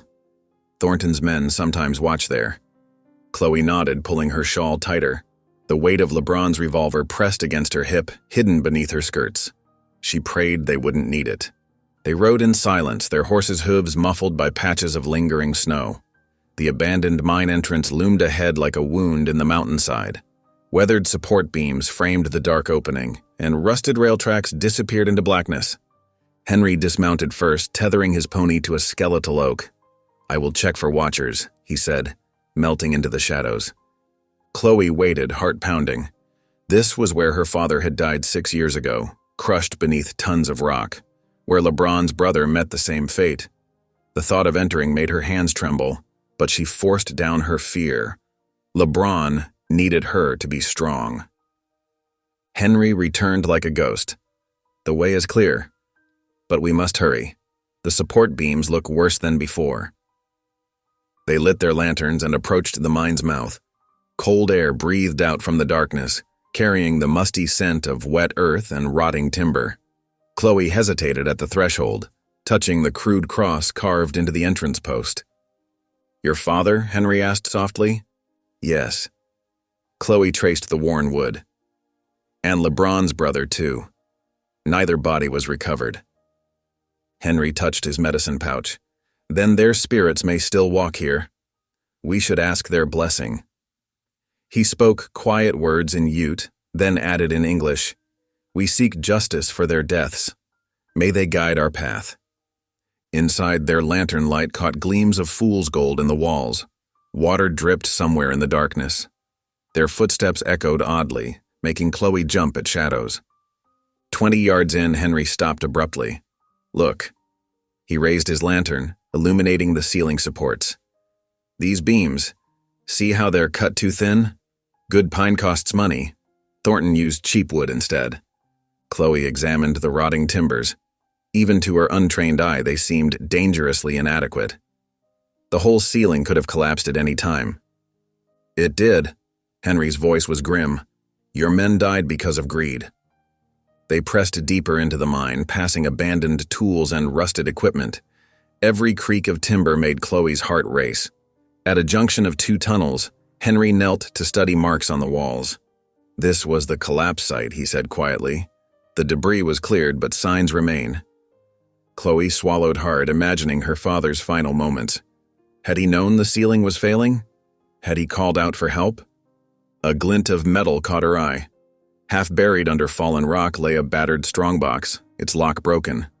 Chloe pulled it free, hands shaking as she lifted the lid.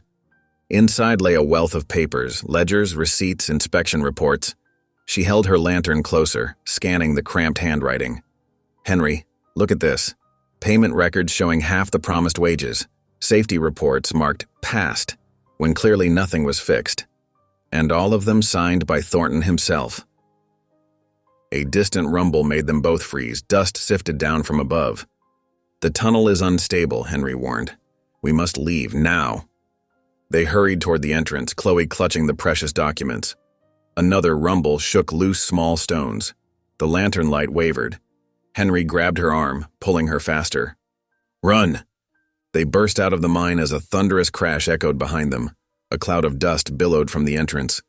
Chloe stumbled to her knees, gasping in the clean night air. The strongbox was still locked in her grip.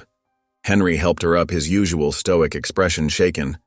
"The spirits are restless tonight. But perhaps they helped us find what we sought." Back on their horses, they rode hard for town.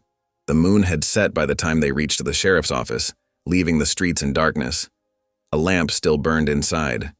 Chloe smoothed her skirts and gripped the strongbox tightly. "Will you come with me?" Henry shook his head. "The sheriff will not value my word. But I will watch, and I will remember what is said." Inside, Sheriff Harmon sat at his desk looking weary. He straightened when Chloe entered, frowning at her disheveled appearance. "Mrs. Morgan, it's late for a social call." "Crowell, this isn't social, Sheriff." Chloe set the strongbox on his desk. "I have evidence of Mr. Thornton's crimes." Proof that he caused those mine deaths through negligence and greed. The sheriff's face tightened. Serious accusations require serious proof. It's all here. Chloe spread out the documents, false safety reports, stolen wages, his signature on every page. The law must act, Sheriff. Justice demands it. Harmon studied the papers, his expression troubled. These are concerning. But Mr. Thornton is a powerful man, Mrs. Morgan. His influence reaches beyond this town. Even with evidence, you'll do nothing? Heat rose in Chloe's cheeks. My father died in that mine. LeBron's brother, too. How many more must die while good men stay silent? The sheriff wouldn't meet her eyes. I'll need time to consider this properly. Come back tomorrow. Tomorrow may be too late for LeBron. Chloe gathered the papers. If you won't act, Sheriff, I'll take these to someone who will. The whole town deserves to know the truth. She turned to leave, but Harmon's voice stopped her. Mrs. Morgan, be careful. Some truths are dangerous to speak too loudly. Outside, Henry emerged from the shadows. The sheriff's heart is weak, he said. He fears Thornton more than he loves justice. Then we'll make him fear justice more than Thornton. Chloe's voice was steel. Help me spread word through town. Tomorrow at noon, I'll speak in the square. Everyone will hear these truths, whether they want to or not. Henry nodded approval. I will tell those who will listen. But tonight you should rest. Tomorrow we'll need all your strength. Back at the cabin, Chloe couldn't sleep. She knelt beside LeBron's bed, breathing in the lingering scent of him on the blankets. The evidence lay spread before her on the floor, damning in its clarity. But would it be enough? Lord, she whispered, give me courage. Show me the words to reach their hearts. Help me save him, as he saved me. Outside, an owl called softly. The moon had set, but dawn would come. And with it, perhaps, justice. Chloe remained on her knees, praying in the darkness, while the precious documents waited beside her like seeds of truth ready for planting. Her hands clasped tightly, remembering LeBron's touch through the jail cell bars. For him, she would find the strength. For him, she would face whatever came. Love, she was learning, could make even the weakest heart brave.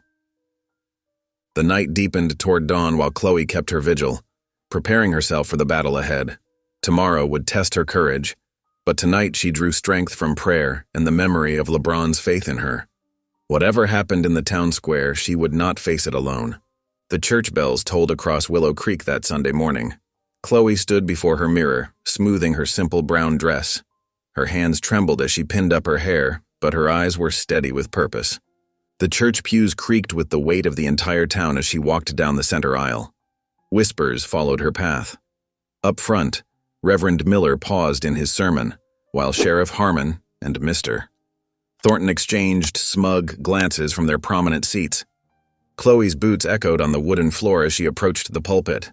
Without asking permission, she pulled the mine ledgers from her bag and laid them on the lectern. Good people of Willow Creek, her voice wavered but grew stronger with each word. I stand before you with proof of terrible wrongs. These papers show how Mr. Thornton cheated honest workers and ignored dangerous conditions in his mine. Gasps rippled through the congregation as she held up damning pages. My own father died in that mine collapse. So did LeBron Morgan's younger brother. Their deaths weren't accidents. They were caused by greed and neglect. Thornton's face darkened with rage, but Chloe pressed on. Some of you whisper that LeBron Morgan dishonored me. That's false. He saved my life when I was beaten and left to freeze. He showed me nothing but respect and kindness. Several women nodded, while miners in the back pews muttered about their own missing wages. The sheriff shifted uncomfortably as Chloe detailed the evidence of corruption. I demand justice, Chloe's voice rang out clear and strong. Release an innocent man. Let the truth be known. Reverend Miller sputtered, but the sheriff stood slowly. Given this evidence, he said reluctantly, Mr. Morgan can be released until trial. Relief flooded Chloe's heart as murmurs of support rose from the congregation. She had done it. LeBron would be free. The iron cell door creaked open and LeBron emerged, his face bruised but his spirit unbroken. Chloe couldn't hold back. She ran to him, tears streaming down her cheeks as she wrapped her arms around his broad shoulders. He held her close, breathing in the familiar scent of pine soap in her hair. Sheriff Harmon cleared his throat. "Best watch yourselves. Thornton ain't the type to take defeat quietly." His warning hung heavy in the air, but already they could sense the tide turning. As they walked down the street, townspeople nodded respectfully instead of turning away. Near the general store, two miners tipped their hats to Chloe, whispering about missing wages and dangerous mine shafts. The ride home was quiet, both of them savoring their reunion. In the cabin that evening, Chloe served a simple supper of rabbit stew and cornbread. The lamplight cast warm shadows across the wooden table as they ate. "Chloe," LeBron's voice was rough with emotion, "I never meant to trap you here with me. That forced wedding, it wasn't right." He met her eyes across the table. "But somewhere along the way, I found myself caring for you. Deeply." Chloe's hands trembled as she reached for his. "I don't feel trapped anymore, LeBron." "Not for a long while now." Her voice softened. "I feel chosen." He stood slowly, drawing her up with him. In the gentle lamplight, his calloused hand cupped her cheek. Their first kiss was tender, unhurried. Not a duty, but a choice. When they parted, both their eyes shone with tears. That night they lay side by side in the bed they'd kept separate for so long, their fingers intertwined as the fire crackled low. No words were needed. They were finally truly husband and wife, bound by love instead of circumstance. The following days brought changes as swift as mountain weather. Miss Bennett, the school marm, gathered signatures door to door, her determined knock echoing through Willow Creek. "These families deserve justice," she declared, brandishing pages filled with names. Miners who'd lost wages and loved ones stepped forward, their stories matching the evidence in those dusty ledgers. Even Preacher Williams stood before his congregation that Sunday, hands clasped tight. "I was wrong to judge so hastily," he admitted, his voice carrying to the back pews. "Sometimes the Lord's truth comes from unexpected voices." Under cover of darkness, Thornton, the mill owner, slipped away like a thief. He left behind a trail of unpaid debts and broken promises. The sheriff found his office emptied, nothing but crumpled papers and bitter memories remaining. Henry rode up to the cabin regularly, bringing supplies and news from town. His keen eyes spotted weak points in their defenses, and he helped LeBron reinforce doors and windows. "A man protects his family," Henry said, sharing his people's wisdom. "But a wise man accepts help from friends." In the warming days of early spring, Chloe knelt in the dirt behind the cabin, pressing seeds into the freshly turned earth. Above her, LeBron hammered new shingles onto the roof, the steady rhythm matching her quiet humming. Their laughter drifted across the mountainside, replacing old fears with new hope. One evening, they welcomed Henry and Miss Bennett for supper. The cabin glowed with lamplight and fellowship as they shared bread and stories around the small table. Chloe's Irish stew filled wooden bowls, and LeBron's normally quiet nature gave way to warm conversation. Through the window, the setting sun painted the sky in shades of promise, while inside, strangers became family. Spring burst forth with gentle warmth, chasing winter's last stubborn patches of snow from the valley. Fresh mountain air carried the sweet scent of wild clover as Chloe knelt in her garden, fingers working the rich soil. Tender green shoots pushed through the earth, carrots, peas, and herbs stretching toward the sun. Her mother's old songs flowed freely now as she worked, carried on the breeze. The steady thunk of LeBron's axe rang out nearby as he split logs for the cooking fire.